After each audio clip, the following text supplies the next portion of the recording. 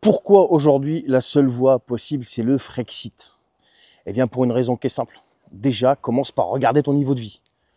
On nous a rabâché depuis toutes ces décennies que l'Europe était la solution, qu'il fallait pas s'isoler, qu'il fallait absolument se réunir dans un monde qui devenait de plus en plus dangereux, dans un monde de plus en plus mondialisé. Ben ouais, d'accord, ok, pas de problème. Mais moi, ce que je vois aujourd'hui, c'est que plus on mise sur l'Union européenne, et plus on va mal. Plus on va mal. Donc, je ne sais pas où est l'effet positif de faire partie de l'Union européenne. Première chose. La deuxième chose, on va s'isoler. Mais la Suisse, elle n'est pas isolée, elle. La Suisse, elle va bien. En Suisse, c'est une vraie démocratie. C'est bien le peuple qui décide. Quasiment tout se fait par référendum. Et les mecs, ils sont pas malheureux. Et me dites pas le contraire. Je connais plein de gens qui habitent en Suisse. Hein. Les mecs, ça va bien. C'est pas parfait, hein. Ça va en tout cas mieux que chez nous. Le peuple est associé à toutes les décisions. Chez nous, depuis 2005, le pouvoir politique a une trouille bleue de faire le moindre référendum. Et en plus de ça, ils ont pris des décisions, il a pris des décisions tout seul. Et des décisions qui sont quand même vitales et qui sont graves, qui concernent tout le monde. Et qui vont avoir un impact sur la vie et l'avenir de tout le monde. Et c'est un mec qui les prend. Et tout ça sous couvert de république, de démocratie, de blablabla. Ok, d'accord. Mais à ce moment-là, faites des référendums. Qu'est-ce qui vous en empêche? Eh bien, c'est la trouille. C'est la trouille que le peuple s'exprime. Ben oui, parce que la dernière fois qu'il s'est exprimé en 2005, on a vu le résultat. Vous ne l'avez pas écouté. Vous avez fait une espèce de bidouillage qui vous a permis quand même de passer outre le référendum et de son résultat. Mais le pire, c'est que depuis, vous avez pris tout un tas de décisions qui ont littéralement détruit la qualité de vie des gens. Il y a des sondages qui sont faits sur plein de sujets et vos décisions vont contre les résultats de ces sondages. C'est formidable. Et le pire de tout ça, mais alors le pire, on a une personne qui est même pas élue de manière démocratique, qui s'appelle aujourd'hui Ursula von der Leyen, mais le suivant ou le précédent ou la suivante, la précédente sera pareil, eh bien, qui prend des décisions aussi qui concernent l'avenir et la vie de chaque citoyen européen sans que les citoyens soient consultés. Et je pourrais continuer comme ça pendant longtemps. Et on vient m'expliquer que c'est l'Europe la solution. Mais non, les gars, l'Europe est devenue un problème. À moins d'écouter les peuples. Mais là, ça, j'écoute même pas. Parce que si ça devait arriver, ce serait déjà arrivé. Mais aujourd'hui, l'Europe est un problème. Donc la solution, c'est quoi? C'est Frexit. Il faut que les gens prennent conscience. Et il ne faut pas en avoir peur de ce Frexit. Il faut sortir de cette Union européenne. Elle devient aujourd'hui plus que toxique. Et aujourd'hui, ça devient encore plus dangereux. Pourquoi? Parce qu'avant, c'était des décisions sociales, machin, tout ce que tu veux, financières, ok, douloureux, mais ok. Mais là, on rentre dans autre chose. Vous avez entendu Emmanuel Macron qui veut transférer le pouvoir sur la dissuasion nucléaire française à l'Europe. Ça veut dire qu'il est en train de transférer le pouvoir de décision de la France, de mener une guerre, d'entrer en guerre, de se défendre, d'attaquer, de ce que tu veux, à l'Europe. Donc notre souveraineté militaire est en train d'être transférée à l'Europe. Voilà ce qui se passe. Et donc là, ça devient dangereux. Parce que si ces gens-là décident, par exemple, je dis une bêtise, hein, de frapper la Russie, eh bien ils décident. Alors que les peuples ne le veulent pas. Qu'ils aient aujourd'hui le courage de faire un référendum à demander au peuple ce qu'il en pense de cette histoire. Vous allez voir la réponse. J'en mets mes deux mains à couper que ça va être négatif. On n'en veut pas. Personne ne veut d'une guerre. Personne ne veut être confronté à ça. Et le pire, c'est que c'est même pas nous qui sommes maîtres de notre destin et de nos décisions. Ça va être quelqu'un d'autre. Ça va être un Allemand, ça va être un Italien, ça va être je sais pas qui va décider pour vous, quoi. Alors que non, je suis désolé. Nous, on ne veut pas de ça. On ne veut pas de ça. Donc, encore une fois, la solution, c'est Frexit, pas autre chose. Et aujourd'hui, je suis pas en train de mener une campagne électorale pour lui, mais le seul type qui parle de Frexit aujourd'hui, c'est Asselineau. Il y a aussi Philippot. Mais moi, je conseille à Philippot de se ranger avec Asselineau, quoi, et de mettre vos égos de côté. Mettez vos égos de côté. Donc voilà, les amis, voilà pourquoi je dis Frexit, et c'est la seule solution aujourd'hui.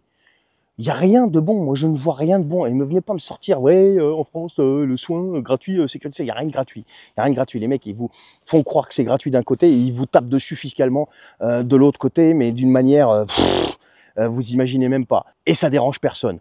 Et ça dérange personne. Donc il n'y a rien qui est gratuit. Il n'y a rien qui est gratuit. À chaque fois qu'ils te donnent un d'un côté, ils t'en reprennent 10 de l'autre. Voilà. Il n'y a rien de gratuit. Hein. Ok? On appelle ça une escroquerie.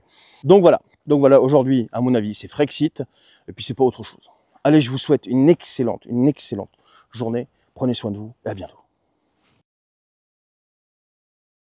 Il y a des gens qui ont signé une tribune qui propose de créer un emprunt national sous forme de livret d'épargne en fait, pour aider l'Ukraine. Aider l'Ukraine de Zelensky. Alors, il faut prendre un petit peu de recul, un petit peu de hauteur. On a je ne sais combien de millions de pauvres en France.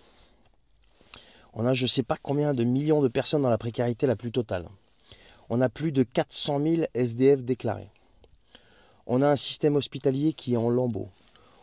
Je vous défie de prendre rendez-vous chez un médecin, etc. Vous savez comment ça se passe, on en a déjà parlé. On a tout ça, quoi.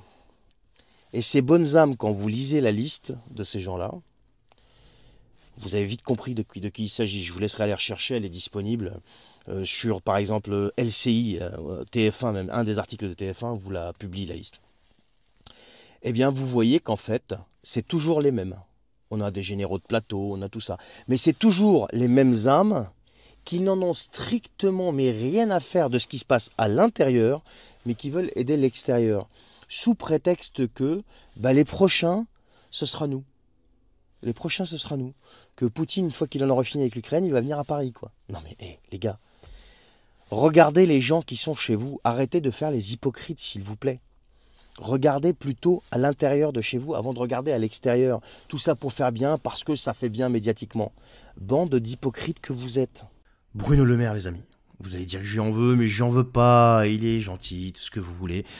Mais le problème, c'est que chaque fois qu'il ouvre la bouche, c'est pour dire une bêtise. Écoutez ça. Bruno Le Maire a expliqué que ça va être très compliqué pour les finances publiques de la France d'absorber les 400 millions d'euros promis aux agriculteurs. Les 400 millions d'euros promis aux agriculteurs fragilisent les objectifs de réduction des dépenses de l'État et divisent au sein de la majorité. Selon Bercy, le total de l'enveloppe promise aux agriculteurs va culminer à 400 millions d'euros. Et le gouvernement qui avait promis au moins 12 milliards d'euros d'économies en 2025 voit ses prévisions de dépenses s'alourdir, vous comprenez ? Oui, on parle bien de tous ces élus et non-élus, nommés, tout ce que vous voulez, qui coûtent 186 milliards d'euros de salaire par an. Oui, on parle de... Oui. Je cite un cadre du groupe Renaissance. On vient de claquer quelques centaines de millions pour l'agriculture. Il faut prendre quelques décisions, peut-être geler une partie du budget 2024, estime donc un cadre du groupe Renaissance auprès de l'agence France Presse. Les dépenses de l'État et le déficit seront certains des sujets les plus compliqués de l'année, pronostique un député de la Macronie. À un moment, il faudra mettre un stop aux hausses des budgets des ministères. Je remercie un de mes abonnés de m'avoir envoyé cette information. Première chose. Alors, ces gens-là, ils savent très bien ce qu'ils font. Ils savent très bien ce qu'ils font parce que quand on vient t'expliquer que 400 millions pour l'agriculture, c'est énorme, et quand on vient envoyer des milliards à Zelensky, et quand on vient se payer très grassement et avoir des avantages de fou en période de crise, ça veut dire qu'ils savent ce qu'ils font. Ils sont loin d'être fous, ils sont loin d'être incompétents, ils savent très bien ce qu'ils font. Donc c'est pour ça, zéro pardon. Tu peux pas pardonner à ces gens-là, parce qu'ils savent très bien ce qu'ils font pendant que toi tu galères en fait. On est arrivé au summum là. Là on est arrivé mais vraiment au top du top en fait. Le mec te dit, mais sans rougir, que 400 millions pour ces pauvres agriculteurs qui se sont soulevés et qu'ils ont roulé dans la farine en s'acoquinant avec la FNSEA, dont le patron, M. Rousseau, a une entreprise qui a été conseillée par Emmanuel Macron lui-même quand il était chez Rothschild, eh bien, ils viennent expliquer à ces pauvres gens que, non, c'est pas possible, il va falloir serrer les dents, serrer les fesses, etc., etc. C'est purement honteux, scandaleux, tout ce que vous voulez. Oui, on continuera de dénoncer, il faut continuer de le faire, parce que toute la doxa n'en parle pas, ou alors très très petit, comme la BFM l'a fait, au détour d'un tweet, et ça passe inaperçu. Non, il faut continuer de le faire. Il y a 2 agriculteurs qui se suicident tous les jours en France. Et pour ça et pour la mémoire de tous ceux qui partent et des gens qui travaillent dur, il faut continuer de leur rentrer dans l'art à la Macronie à chaque fois qu'ils ouvrent la bouche. Bon les gars, qu'est-ce qui se passe avec Tucker Carlson ? Mais vous les avez vus sur les chaînes de télé françaises ? Alors bien sûr, les chaînes de la doxa. Je veux juste en citer une, LCI. Non mais ils sont en PLS total les mecs, mais de quoi vous avez peur ? Calmez-vous. L'autre là, j'en ai vu une qui était limite en train de pleurer, mais vous vous rendez pas compte, c'est qui Tucker Carlson? C'est un gros raciste, Ku Klux Klan, je sais pas quoi, machin. C'est un suprémaciste blanc, nanani, nananer. Mais calme-toi, mais merde, calme-toi, respire, respire. Ça va bien se passer. C'est juste une interview, c'est rien d'autre. Le monsieur est parti interviewer un chef d'État, que tu l'aimes ou que tu l'aimes pas. C'est juste une interview. C'est rien du tout. Ça va très bien se passer. Calme, on respire. Non mais sérieux, de quoi vous avez peur? De toute façon, ça va sortir à 18 h, là, ou je sais pas quand, là. Là, aujourd'hui, là. Ouais, je crois que c'est 18 h, il me semble. Mais calmez-vous, restez tranquille. Ça va bien se passer. Personne vous veut du mal et personne ne vous fera du mal. C'est juste une interview. On respire. François Bayrou, les amis. Vous savez, ce vieux vestige archéologique de la politique française. Il croyait qu'il était relaxé, donc qu'est-ce qu'il a fait? Il a commencé à sauter sur la Macronie à pieds joints. Il les a littéralement défoncés sur les plateaux télé et il a même été jusqu'à refuser un poste de ministre. Le problème, c'est qu'il croyait être relaxé comme la plupart des truands de la Macronie, si tu veux. Mais là, non, ça marche pas comme ça. Là, bien, le parquet vient de faire appel de sa relaxe. Donc, ce qui fait qu'il va être obligé, encore une fois, de fermer sa bouche. Voilà. Après, bon, tout le monde connaît Bayrou, on sait qu'il ne vaut pas grand-chose. Sinon, encore une fois, il serait quelqu'un d'important dans le paysage politique français. Mais le problème, c'est que aujourd'hui, c'est ses potes de la Macronie, de jadis, vous savez comment ils sont entre eux, hein, qui lui en veulent. Et donc, comme par hasard, le parquet vient de faire appel de sa relaxe. C'est pas formidable ça? Ben, bienvenue en Macronie. Ça s'appelle la République bananière. Et là, le pire, c'est qu'ils sont en train de se bouffer entre eux. Mais moi, je dis tant mieux et pourvu que ça dure. Pourvu que ça dure. Mais c'est un truc de fou dans ce pays quand même, hein. Moi, il y a un truc mais qui me choque, mais même plus que ça. Le mot, c'est même pas choqué en fait. Il y a deux choses précisément.